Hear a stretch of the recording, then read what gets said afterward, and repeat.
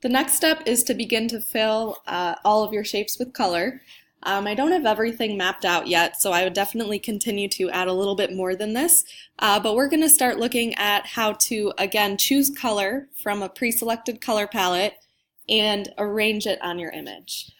So in your layers panel, I would add a new layer and place it in between your top layer here and the background. So this is the layer that we're going to place your color palette on. So go to File and then Place. Find where you have the color palette saved. If you don't have one saved yet, they are on the website, so you can look at the two options there. I'm going to go to Place and just click and drag across my screen where I want it to go. So just somewhere where it's kind of out of the way. I'm going to go ahead and lock my color palette layer, and I'm going to go to my top layer and select what I created with the pen tool. So I'm going to go up to Select and then All, and go to Object, down to Live Paint, and over to Make. So it doesn't look like it really did anything, but Live Paint is basically taking what you drew with the pen tool and it's separating that out into different shapes. So it's breaking up the individual shapes, so we're able to then go in and fill those shapes with color. Now we're going to use the Paint Bucket tool to begin filling everything in. It's called the Live Paint Bucket, and it's found on the left over here under Shape Builder. If you click and hold that down, you'll be able to select the Live Paint Bucket or use the shortcut K. Now we're going to come over here to select our color from the palette, and I'm going to start with some of my darker shapes, so the darker areas. Hold down Option for the eyedropper tool to come up, so Option, and then select one of the darker colors. Think about kind of the color scheme that you might want to incorporate. Cool colors tend to fade into shadow areas, so I'm going to try and use a lot more of the cool colors in dark areas, so that would be the right half over here, and then more of the warm colors in the highlights. So I'm going to still try and stay away from using the reds or the oranges in the shadows. That still could work, but again, I would try and stick with using more of the cool colors and shadows, unless you were trying to use just warm colors on your entire composition.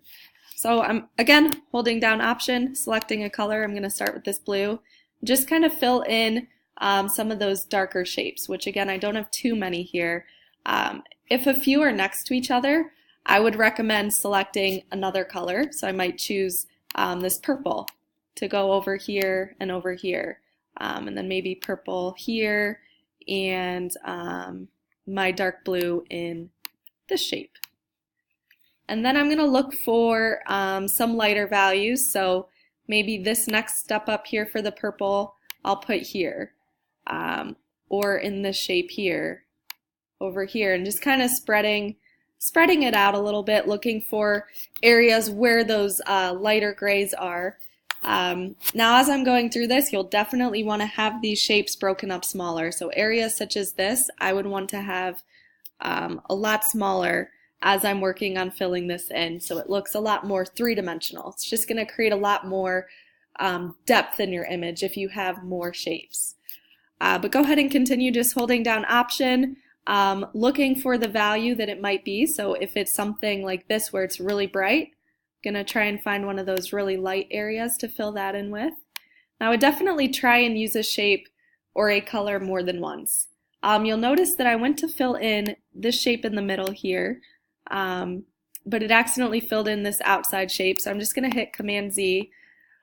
What you want to use to kind of aim for or aim with is this arrow and not the paint bucket. So the arrow shows what you're filling, so I'm going to fill that in and continue to fill in some of these highlights. Maybe grab a new color for my highlight over here, fill that spot, grab another one, and so on.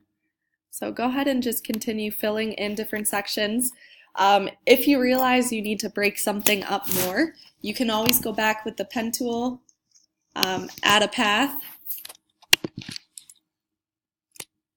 and then from there you'll go to Select, All again, change it back into Live Paint Bucket, and fill those different shapes.